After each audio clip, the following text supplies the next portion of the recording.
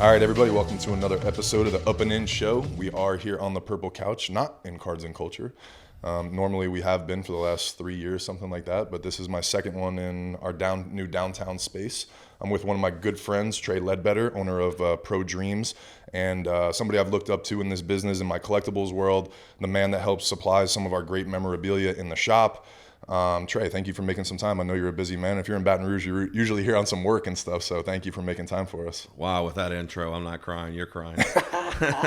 Well, that's usually I like toss it over to somebody and be like, give us a 1-2 minute spiel. But Yeah. dude, in all seriousness, I'm somebody that really I take pride in working hard. It was one of the things that I took pride in when I played ball and everything. And every time I see you at an event, you're just busting your ass. And everybody says it about you. Everybody in my world and the collectibles world knows who you are because of the way you treat people, the way you run your business. So these 30 minutes, 40 minutes that I have you, I'm going to be really looking forward to this conversation. Thank you. Yeah, I appreciate it. Appreciate having me on.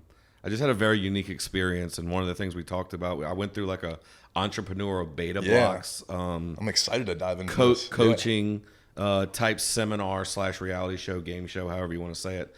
But one of the first things they tell you is like everybody wants to be an entrepreneur. Everybody wants to say they work hard or they own their own company or they do this, they do that, right? Until like Mike Tyson made famous would say until you get punched in the face. Yeah. You know, everybody wants to be in a fight until you get punched in the nose. Yeah. And I just feel like, you know, every day it's like a new punch in the face owning your own business. It's where you kind of have to really dial in to like what the main goal is and where you're headed to know like let's focus on today but keep the future in mind too. Couldn't have said that better, honestly. So the hard work stuff is like that's just the start of it, right? And then everything else just you treat people right and it goes a long way in a business. Absolutely. And Abby and I are laughing because I've been running this business for 3 or 4 years. She's come on board now, and she's running our whole media side of things, and we're handing the media stuff over to her. And literally, the first text that she sent me yesterday, I was just telling you the story about having Allie Newland on and losing the audio and stuff. She was like, "It seems like every time I get a little bit ahead, something else just punches me in the gut and knocks me back down." It's like, and I'm like, "Welcome to entrepreneurship. This is what owning your own business is like." And I don't think it ever stops. And the same thing happened to me yesterday. I told her I was like, woke up in the morning and. And I knew this was happening at some point in the month, but the days change and everything. But our CPA had paid our monthly state taxes, and February is a good month. So I'm like, where did that money just go? I was planning on paying some bills today, and I'm like, oh boy, okay, here we go. We just got to go back to the drawing board, but that's what it is. So yeah, tell me about this. So how do this reality TV entrepreneurship? You came in third place, right? So. We got to talk about how you get involved in that, how you became in third place, all that stuff. The pictures look dope. So, long story short, it was they reached out to me and they were excited about kind of my journey and they've seen some stuff on social media. And, we do have a pretty exciting business model where we go out to auctions and we get a lot of and source the inventory ourselves. So we're doing a lot of signings with players and so a lot of interest on the public side of what we do. They were looking for business entrepreneurs that have the entrepreneur mindset. They kind of grew a company from the ground zero, bootstrapped it from start to finish. Yep. And I kind of took a chance on it. I didn't know a whole heck of a lot about it, but what we were promised was some really in-depth classes and some really in-depth look into our business. And, nice. I fake it a lot sometimes. Can we edit that out? That's part of it. I tell her that all the time. I'm like, I pulled her outside the shop like a week ago. I was like, yo, fake it till you make it today. You got some interns like today you gotta put the face on. Let's go. It is a lot of faking it till you make it, but the more times you do it and the more times you get after it. So anyway, I go on this show and Wes Bergman from Road Rules, reality TV show star from all the challenge series, he was the host of it. Nice. So I knew it had some legs. And I thought that I would go there and just learn one thing. I do have my MBA, but I have a lot of scholastic side of it. And then I have like the real world entrepreneurship too. But I was just hoping that I could get in a room with a bunch of like-minded individuals and just pick people's brain without being judged for it. Or usually when you're talking to other business owners, they're either like trying to talk over you because, oh, I've been there, done that. Or they're under you and they don't have a clue what Right, they're and they're doing. just listening, And and then you're now like, I'm yeah. telling my story. Exactly, Like, yeah. I don't care what I've done. You know, I want to learn from somebody else. So it was really cool. And then not be a competition too. Right. So it was really neat to be in a room with 100 other businesses. They had 25,000 people apply. Holy shit. They offered 100 people the opportunity to go there and compete on this nationally televised show. Oh my God. On Amazon Prime. I was just gonna say, where's it streamed? No, seriously, where's it streamed? It's going to be on Amazon Prime. We don't have a release date yet. Okay, They're in nice. season 10 currently. Nice. So I was season 13. Oh, let's go. That's Yeah. awesome, dude. Yeah. So I get there and I was really just blown away with who was in the room. It was people that do zero sales because it's just a concept for them. Right. And they have like this crazy idea or this invention or this business plan that they don't even know what to do. They've never been a serial entrepreneur before. Yeah. So that was interesting to talk to those people. And then you have kind of where I felt like somebody that's established business that's really making good revenue and just kind of needs some, tweaking and some learning. And then there was I felt like a lot of the big boys in the room where they had, $55 million in sales a year. Ooh. I mean, like some real revenue generators that have established businesses and wanted to kind of show what their secret sauce was how they started from. So that was an interesting concept to see the different levels of business and how we all kind of have the same problems, right? We all have employee issues or we all have payroll or tax issues or, whatever the scenario is, whether you cash flow some of this or whether you hold inventory or sell it off or dump inventory. I mean, it was really interesting to see, no matter how big they were, they still had some of the same problems. Yeah, dude, I love that. So we start the competition. It was a 7-day filming. Where was it? It was in Tulsa, Oklahoma, at a really nice casino resort style. It looked nice. Looked really it was nice, awesome. yeah. It was first class accommodations from the time we stepped off the plane until we left. They fed us, of course, and that was cool. Yeah, it was awesome. So we started competing very early on in the morning, 7:30. When they say you cross this line, expect that you're being recorded. Lights on. Yeah, it was, and it was all the way till almost midnight. So cameras followed you around like an actual, or they were just in meetings. They you were got there in and it meeting was, rooms, and they sets. were, they had the interview process that you had to go through, and then the whole room was recorded. We were in a lot of group meetings. Yeah. Where Wes came on, and he is one of the most entrepreneurial minded people I've ever met in my entire life. His brain just works different. Yeah. And it's stuff that you feel like but when someone says it and puts a definition behind it, you're like, oh wait, I need to do that. Yes. Or I do that, but let me just think about it maybe a little bit different way. So that was one thing that was very interesting. So we met in the morning all the way till 1:00. We broke for lunch. And then we had the dial-in competition part after that. Okay. And then, so they broke you off into 10 pods, and then you had to compete in your pod with what you learned that day. Oh my God. So how did you compete? So you just basically, you would get lecture, events, that kind of stuff. You get a lecture, and then you go sit like this on a one-on-one consultation with another coach. And they had coaches from all across the country. Oh my God. Not on our season. I can't tell who was on our season, right. but one of them was the guy who started Habitat for Humanity. So some really big hitters. Yeah. The guitarist for Puddle of Mud. Oh shit. Okay. So I mean, it was really cool to meet him and just guys that have really grinded it out and serial entrepreneurs that have multiple experience in different aspects and different business pursuits. Yeah. So that was cool. So we go into this pod and we competing against 10 other business owners. Yeah. And I gotta be honest, I didn't do well. Really? And I'm gonna tell you why. The first day or the whole time, or I'm going to tell you. Okay, yeah. So you're up against a coach. Okay. And you have the other entrepreneurs and all the other people sitting in the room watching you. And it was very intense they were grading you off of a rubric. Okay. So it was tough for them. I get it, because they were comparing me to another business that's not relatable. Right. And my first thought was, I'm good looking. So I was thinking the best dressed in the room, the most presentable, who can be on TV, who can talk their business, and who can relate to the topic, but just put it in their business. Yeah. And that's what they wanted. But it turned into in my opinion, it turned into the person that could recite and regurgitate that stuff the best. Gotcha. Their keywords and their little scientific model, blah, blah, blah, blah, blah. And I just don't speak that way. Gotcha. Yeah. I'd rather this scenario, Right. it's just a real conversation about business. I can handle that. Yeah. So it didn't take me till the third day to realize why these people were scoring all these points. And I'm this is unbelievable. I'm not doing well. I was frustrated. It was a really it was a moment for me where I was like, I'm just going to go home. Like, I'm not getting anything out of this. Really? Like, this is not where I want to be. Like, I don't need to compete and like brag about me knowing the definition of the scientific model. Right, makes sense. In front of somebody who like doesn't even have a real business. Like, I'm missing sales being here right now. Nice. Yeah. No, so I was kind of frustrated at the beginning. About midway through the week, I get a text message that with 20 other people that we have to go into this after hours like meeting. They didn't tell us what it was. They didn't tell us kind of like what we were doing or what it was for. They just said. And then as I'm getting the text message, the main group is getting called to go to this Kumbaya, sing by the fire, talk about their feelings week. So I'm like, man, what is going on? And I look at the group message and I recognize one of the numbers in there. I'd met a guy earlier in the week. So I like pull him aside. I was like, hey, did you get that text? Because it clearly says, don't tell anybody what you're doing. Be here in secret kind of thing.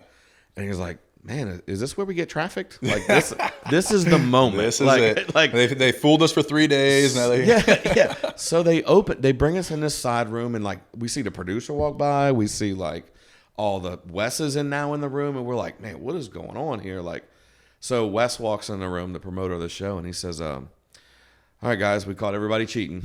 So we're gonna have to, and like he stopped. Right.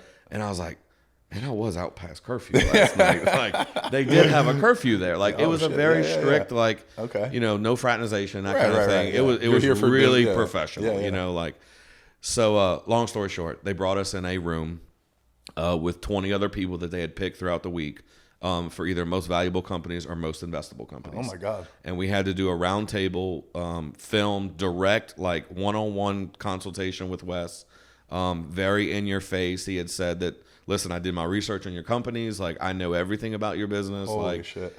Don't lie in here. Like, this will be recorded. This is the real deal. Like, I have some serious questions for you guys. And they did it on the spot like that day? You didn't get to go sleep on it or nothing? No preparation. No, like, the night before, they had asked a bunch of us, and I didn't know what they were doing, but to submit our financials. Gotcha. So, like, we had to submit all of our financials, our business plan, and, like, we had to submit all this info. Yeah.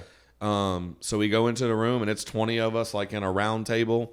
There's 20 something cameras around us and Wes is in the middle and he's just rapid firing questions. Oh my God. And it's like not in order. So you don't, and it's all different questions. Oh so like that was something special. I was going to say special for him too, to be able to just boom, boom, boom. I'm telling you, he's a mind. Yeah. He's different. I got to lock in on him. He knows numbers. He knows like the difference between, it was just insane. Yeah. To really kind of see his brain work and how he thought, and he just words things differently. And he really puts some things into perspective. So anyway, I didn't realize at the time kind of what the implications of this room was, but it was the top best companies in the room.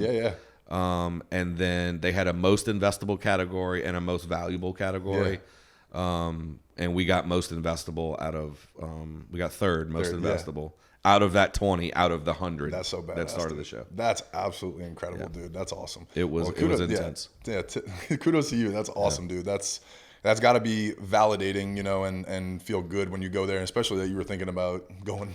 I was, and you say validation, like we do need that as entrepreneurs. We do that as business owners, and it could be as simple as from a customer. 100%, right? A customer walking and say, "Gosh, Anthony, I love what you're doing here," or like your wife or your girlfriend or your kids or whatever. Somebody you look up to, somebody you respect. That's right. Somebody that's important to you, or somebody that you look up to, and them just say, "Look, going back to the faking it till you make it, like."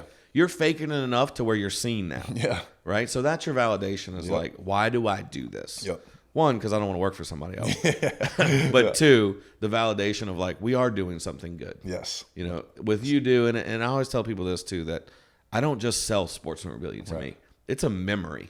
Like I'm selling a moment in time where somebody can step out of their everyday life and say, I was at the College World Series or I was there when Warren hit that walk-off or whatever that moment is. When y'all won the series, I was there. I saw Anthony pitching on the mound that night. It was like, that just takes them out of their everyday BS that like drives them 100%. Into a hole and like, I want to be in that moment again. So I feel like when I sell something to somebody, it's like, what makes that special to you? And that's special to me. No, absolutely. There's a lot of purpose behind your business and stuff. I think that's why you and I have always connected. It's why I started the shop, right? I realized, I do F45. I love it. Fitness is a big part of my life. It brings a lot of people joy to do that kind of stuff too. Right. That's the business I want to be in. It's bettering people. If I'm going to make money, I want to do it bringing happiness and joy to people, right? And if I can do that through a shop, through a memory, through a piece of art, collectible, whatever it is.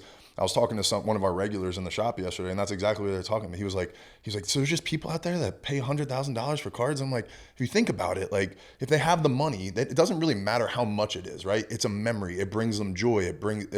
They'll spend $70,000 on a pair of Michael Jordan shoes because they remember exactly where they were Game 7 when he hit the game-winning shot, right? Yep. And that's really what it's there for, And to tell people about it, that they have it, that it brings back those memories and it brings joy to them.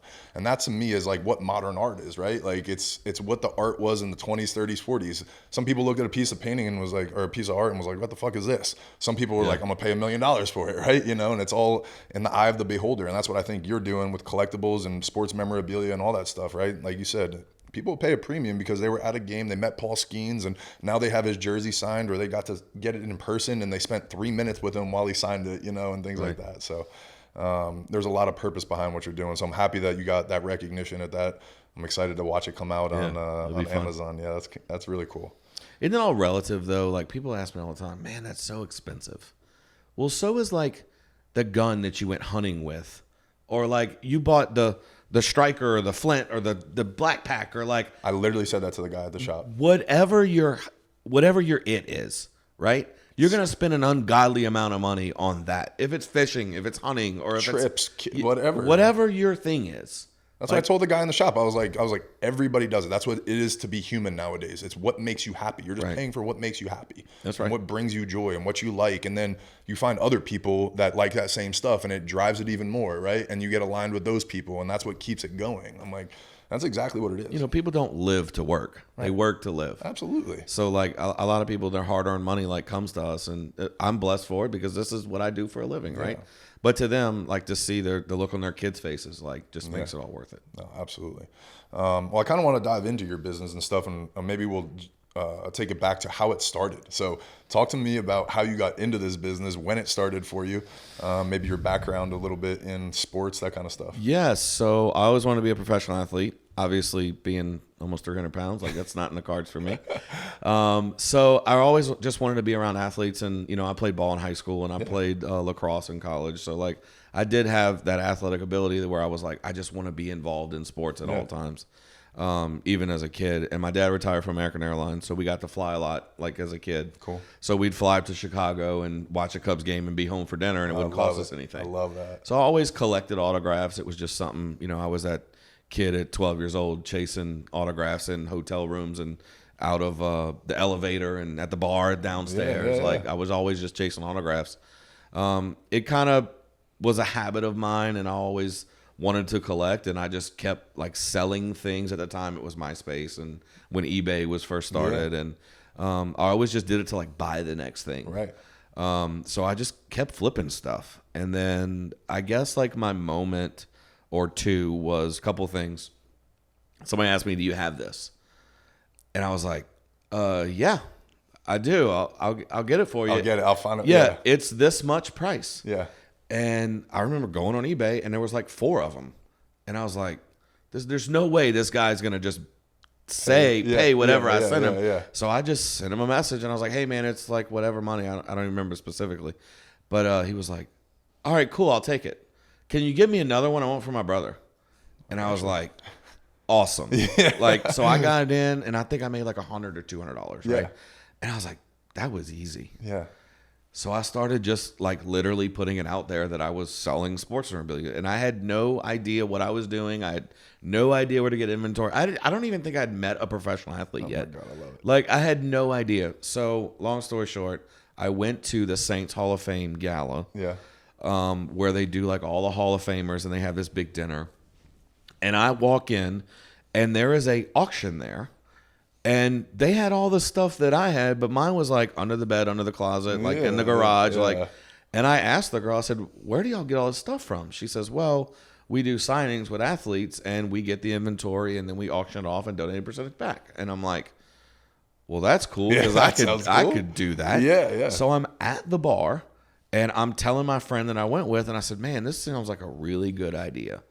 So ironically, a week before, let me back up. A week before, I got assigned charity events and fundraising for my grad school project. Okay. My senior thesis. That's wild. Completely random, just to do research on how fundraisers make money in the nonprofit world. That's freaking crazy. Yeah. So that's why I went to this auction. Makes sense. Okay. So Yeah, I'm that's at cool. this gala.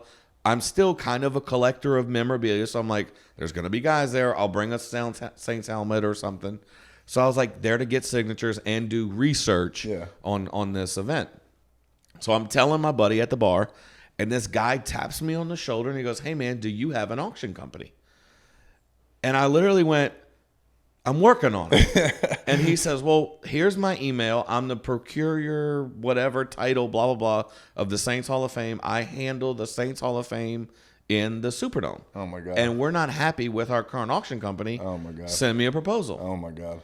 By like 3 days, I had like a Google Word document of like this whole business that I had completely just fabricated. Yeah. I had this dumb name and like all this BS that I had like just my faked God. it. Yeah. And I sent him an email and he goes, all right, cool. Well, just reach out to me right before the event. You're going to do it next year. What year is this? What ballpark-ish? 2014 maybe. Okay. 15. Yeah. So just literally had no idea what I had just signed up for. He had no idea what he had signed up for. So I had like in my head, I had like a year to like prepare for this. And I did my senior thesis. I graduated with my MBA, and like I'd put all this business plan together. My professor actually reached out to me after I'd submitted my senior thesis, and he goes, look, we're going to have to rework this because this is supposed to be a new business. Right. He goes, this sounds like it's been established for years. I feel like you're just copying something. Right. And I told him the story, and he was like, you need to really think about opening this business. Yeah. Oh my God. I love that. So that was kind of like my first like break, right? Yeah. Where I thought like I can make some money doing this. Yeah. I was married at the time, and I wanted this pickup truck that I couldn't really afford. So I told my wife at the time, I was like, listen, if I can just raise like another $500, make a couple extra $100 a month, I'm going to go buy this truck. Yeah. So that was like my first driving goal of like, it wasn't to do this full time. Right. It was just a hustle, and it kind of legitimized some of my love of sports, and it just kind of like scratched that itch. Yeah. Right. So I remember like my first $500, I remember handing it to her in cash. I was like, this is what I made this week.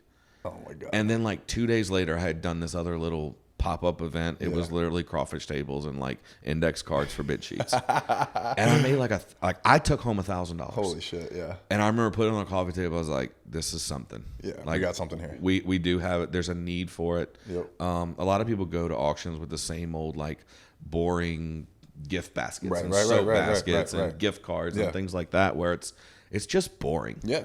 And you can have a completely donated item, right? But as a husband and wife or whoever attends these events, they usually go there with like this predetermined notion of what they're going to spend. Exactly. I'm going to throw away $100, right? And I'm going to feel good about it. I'm going to donate it. Yep. But if they walk in and they see like the exact replica of the Super Bowl trophy or the exact replica of the College World Series trophy signed by Dylan Cruz, that $100 goes out the window. Yeah. You know, babe, I got to have this. Yep. And then, you know, we offer a whole different separate line of Becky Foss art and Terrence Osborne. And like, we don't just have sports memorabilia. Right. So there's something for the wives too. And well, babe, if you're getting something, I'm getting something. So, and that's really where the like snowball effect started happening, where we saw a need for the boring auction to go out the window. Yep. And we can really raise more money with something that's of value, that's proven authentic, that has really like that memory we talked about. Yeah. I can sell that better than you can sell a gift basket that was donated that somebody's going to only pay 50, 100, whatever the number is. They're not even going to wonder if they get it at their, you know, Yeah, when they don't. They don't get it. They don't We even care. literally saw people walking literally. away from items that, oh, just give it to the next person. I've done it before. I'm like, yeah. Here's like my $100. It's a rolling signed bat by somebody, you know, and you're just like, cool. that's not even, it's cool. Yeah. Right. And that's literally what I always thought was different about you guys. Why I think you and I connected when I first started this business was you do understand that. You do, but also too, I think when you go to events, you connect better than, I'm not, you know, trying to blow smoke or anything, but I've been to a million auctions, charities, events, you know, all these things. And sometimes there's just some different people, I'll say, you know, at these things. You're able to connect with people. I think you're more down to earth. You're like you said, you're a good looking dude. You know what I'm saying? People are like, I like this guy. Like, you're just a more likable person than some of the other people in that industry. And then you complement it with some dope shit. That's where, the Steve Gleason stuff, the Mike Tyson knockout. It's like unique things that are bring back memories, again, nostalgic. They hit all those emotions and things like that. Then you can complement it with the Becky Foss stuff, these limited prints that are only that you guys have with the, the original piece and stuff. So that's, I think, the difference. And I love that. That's why, again, I wanted to sit down with you, because I think you guys are innovating in this space where, as a professional athlete, and no offense, we used to hate those things. You know what I'm saying? We used to hate these guys hanging out. But, like, you're my boy. I get drinks with you. Like, we're like, you know what I'm saying? Like, we've developed into true friendship and stuff like that, where I'm like, this is different. What you're doing is different. That's why I've always had your stuff in the shop. We've always talked about opportunities together, of working together and stuff like that. And I'm sure in the future we're going to do something together, when it makes sense. So I love what you guys are doing, what you're building, and what you've built, and how hard you work. Like, your ass is always working. So the relationship side of this business is key, for sure. My first athlete that I ever really did like a signing with was Dalton Hilliard. I reached out to Dalton, and he was like, yeah, just come to my office in Homa. And I'm like, I was shaking. I remember going to this thing. Like, I had no idea what I was doing. Never met really an athlete one-on-one. And I'm like, wait, so I had no idea what I was talking about. I was like, a professional athlete that played the Saints and played LSU is like in an office building in Homa? Like, I was so confused on so I just had to really dive in. He was the nicest guy on the planet. I love that. Dalton is first class. So I treated him well, and then hey, call my friend Ricky Jackson. Like, you treated me well. Like, so then me and Ricky are friends now, and like it literally just snowballed from there. And then that trust factor goes a long way. You're like this with George Cruz and Dylan, right? You said, like, not to throw any names under there, but I mean, Mr. George is awesome. He's an amazing dude anyway. But like, the ability to connect with those dudes when everybody in the world is reaching out to him, you know what I'm saying? And him to be like, Trey, we're giving you the bit, like, you know what I'm saying? We want to do a shit with you. Like, that's the difference to me. That, and the same thing with having a podcast and having a shop, right? Like, those things are a dime a dozen. But like, when I asked Dylan to do it, he's like, bro, like, tell me when and where I'll come, and you're like, that's pretty cool. So they're first class. It again goes to relationships, how you treat people, and they feel the authenticity too, and like, they see the hard work and the things you do. They know you're not trying to take advantage of them, that kind of stuff too. So we're very upfront speaking about our relationship with the players, of like how that relationship works out. Like, this is a business relationship, so you're going to sign this amount of things for me for this amount of money. Right. A lot of people think that, oh, you're an auction company, you got all these autographs for free. Yeah. That's not what we do. Not at all. Not at all. Actually, talk about that, because I think I want to clip this and make sure people understand how all this works. And you pay it up front. Like, that's the crazy part, which is wild. So we own the signature, right? Once we contract with a player to say, this is how many you're going to sign for me for this amount of time. It's going to take you X amount of hours or whatever. You're going to sign this amount of pieces, and we're going to pay you. We pay half up front, and when the signing's done, we pay the other half.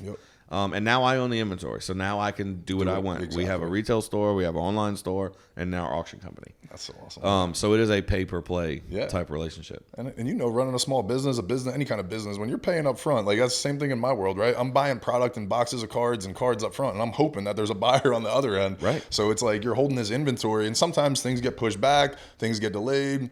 Players don't show up, or they can't. Family things happen. We're literally dealing with it right now. Like, professional athletes are the worst and best to deal with. Like, they're awesome when they come through, and that's what really separates, not to throw a name, but Dylan Cruz.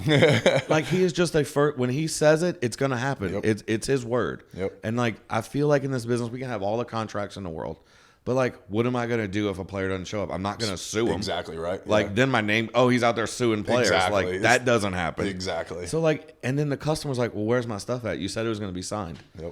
Give me a second. Like, I promise you it's coming. And then I say, I promise you it's coming. We had a couple of deals that just fall apart. Right. Look, I'll give you your money back. And like, sorry it didn't happen. Like, that guy's not going to work with us anymore. Exactly.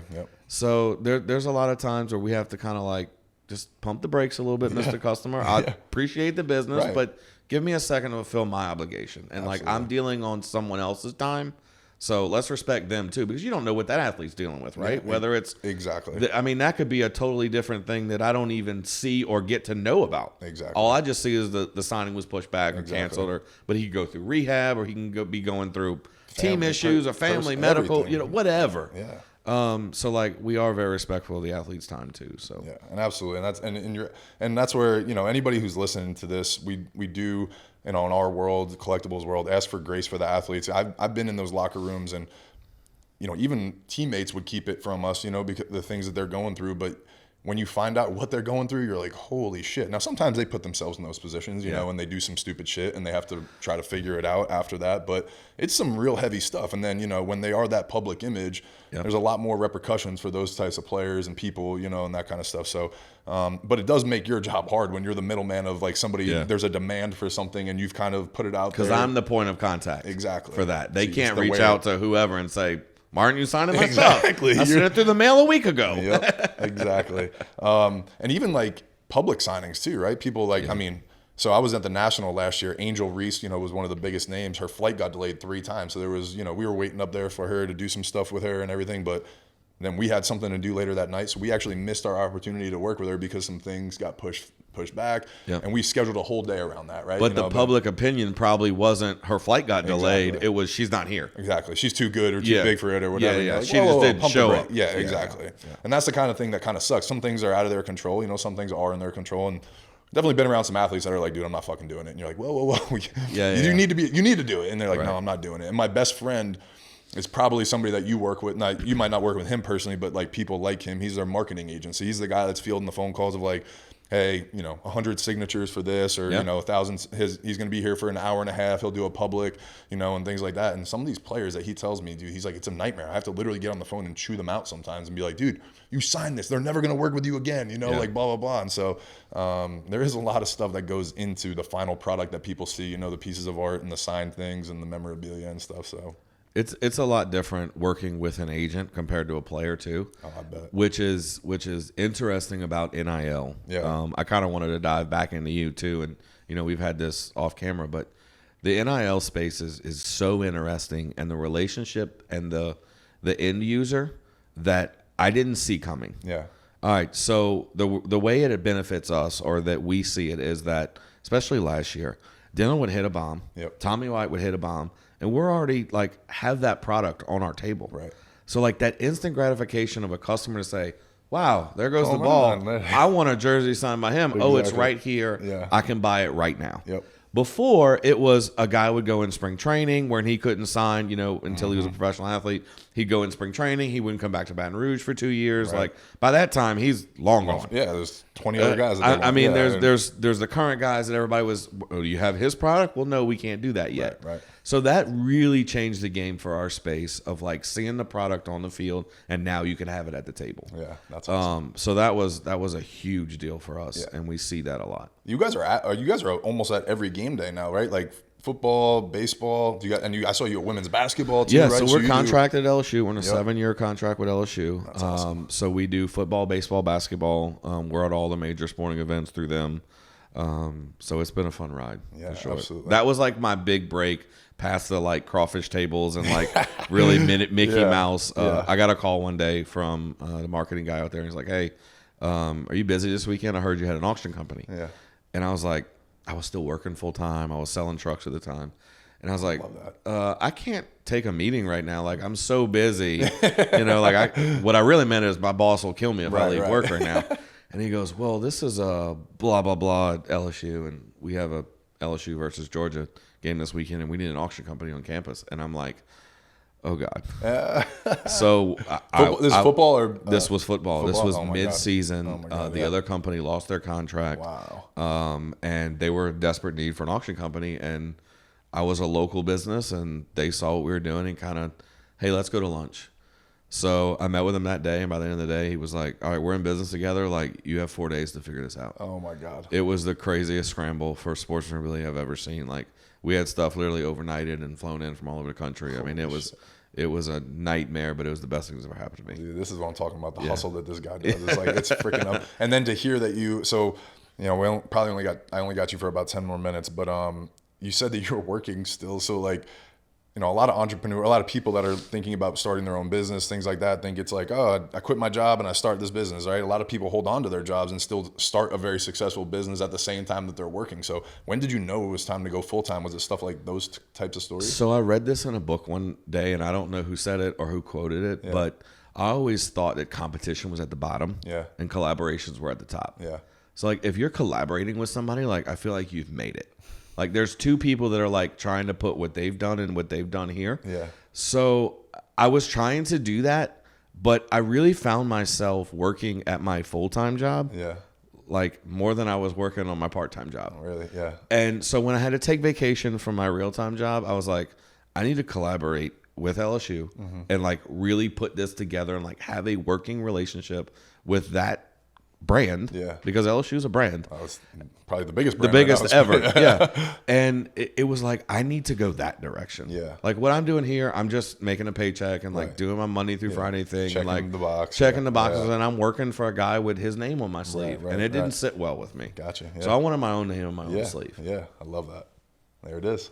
That's fucking amazing. No, but that's why you do the entrepreneurship, right? That financial freedom and whatever that is, putting your own name on the sleeve, working, making your own hours. Right. You said you love sports, you love LSU. Being at LSU games, I see you all the time there, dude. Whether you're sweating, whether you're having a good time, whether it's I raining. sweat a lot. But that's usually because you're busting your ass, and that's Yeah, why yeah. I want to get into the Bayou Collectibles show too, before I let you go, because that was one of the most impressive things that I've ever seen. Because I did try to do something similar with LSU at LSU and the PMAC and stuff, and Yeah. I had my team literally be like, "Hey, dude, we can't do this. We're gonna quit because not quit, but we're not gonna be able Yeah. to pull this off, and like we don't think this is the right move." So I had to back out of doing that, and then to see you put on the show that you did, where was it, in Covington? Yeah. Was one of the most impressive things. And then how many things went wrong during that fucking day too? 1,000. Yeah, everything that went wrong could have went wrong, And, right? and there's 1,000 things that went wrong after the show, and Yeah. still today, like we're dealing with ramifications from it. But it's literally just putting one foot in front of the other, right? It's yeah. nothing that we can't handle, or like, thank God I've built a team now that like really have bought into what we're doing here. Like I'm building a culture, not to steal your title, No, but no. like culture is so important, like inside of a company. Like once you go down that road and you can build literally a culture around you and just say, look, this is where we're going. If y'all want to come on this ride, like hop on. Buckle up, baby. Yeah, Let's go. because it's coming. Yep. And then, but also too, I think the years of work that you've put in before that, the relationships, it all goes back to relationships too, right? All the things that went wrong, everybody trusted you. All the customers trusted you. They were like, look, it's Trey. We understand. It's like, he's trying his best. This is going to happen, right? And that was equity and brand equity that you put in for years that allowed you to make those mistakes. And I talked to Abby, I talk to our team all the time about this of like, guys, we're going to fuck up. We're going to fail. But as long as you're doing the right thing, you have the right intentions, you've built those relationships, people are still going to trust you. Allie Newland, is going to come back this week because of the way that we've built this kind of business. We treated her. We want to make ourselves available. We're going to mess up. She understood that. She was super sweet. And time is literally the most valuable thing that people have. And for them to be able to come back and understand that stuff, same thing with the way that you did that with the BCS and stuff. And I don't think anybody had any crazy expectations. We just understood that we were there for a good time, looking forward to it, and I thought it was a great event. The customer never saw any of the problems or Exactly. issues, and I think a lot of business entrepreneurs need to kind of dial back in there. Oh, we screwed this up. As long as the customer isn't like, as long as you take care of the customer. Yep. You remember the movie Mighty Ducks? Oh. Do you remember how they like got back to the basics when they were learning how to play again? Yep. So like they put an egg on the court, right? And they started passing an egg back and forth. So I tell people that kind of reach out to me and say, hey, I'm dealing with this problem, or I got this going on. Like, just get back to what makes sense, right? We have a customer, we have a product, or any other business or service, right? And let's do that well. Let's take care of our customer, and the rest of it takes care of itself. Absolutely. And I always tell her too, like, and everybody that works with us, I'm like, it's always way worse in your head than what it is in the outside world, right? Yeah. I remember one of my biggest lessons with F45 too. We had been open 3 months and I'd never run a business before. I had the 5:15 class, opened the gym at 4:30, air conditioning's not working, right? And I'm like, shit. And I'm scrambling, all this stuff, right? The class starts, everybody's sweating, dripping sweat.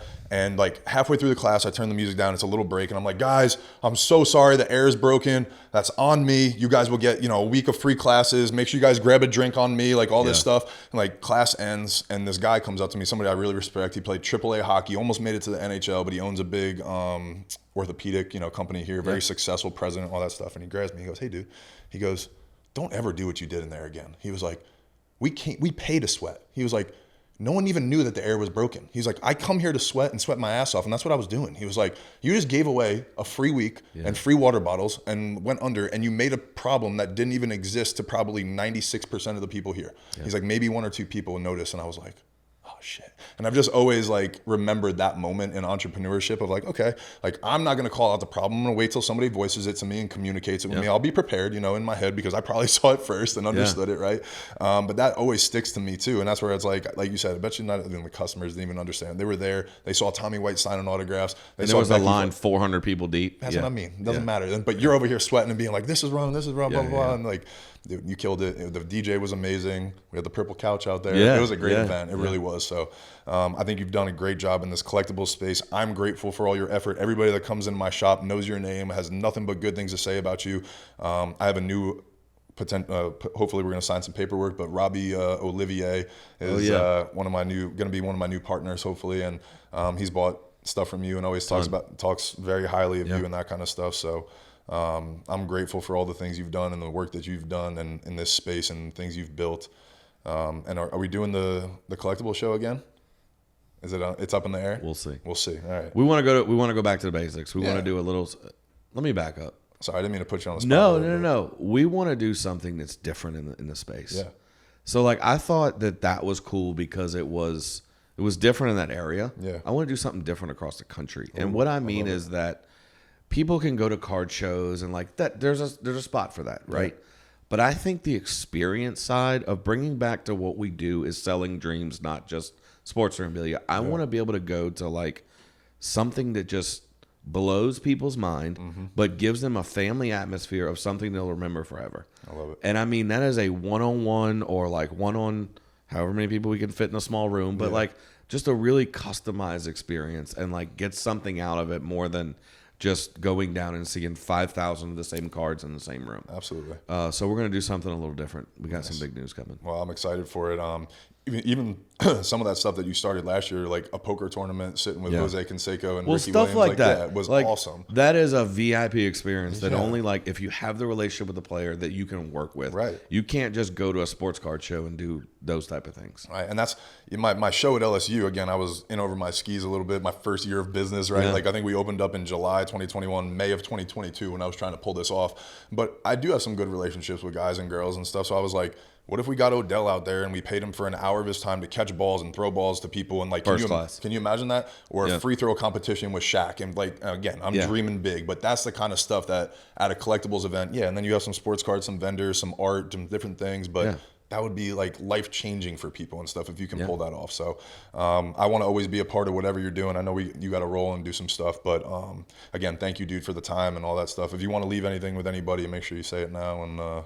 Or forever hold your We're going to have many conversations on this purple couch, I'm sure, going forward. I love the couch. Yeah, thank you. That entrepreneur class was something, man. I learned so much in the 7 days we were there. It was just like, it was overwhelming. But at the end of the day, like your hustle and grind is awesome too. And beautiful space downtown Baton Rouge. I mean, in Perkins Road downtown. But it was a cool experience for sure. Awesome. Well, we're looking forward to it coming out. Make sure you share the dates with me, and I'll put it all over our social too. And let people know when it's coming out. So thank you, dude, again for the time. We'll get you out of here. I told you to be out by 3. So at the buzzer, we're close.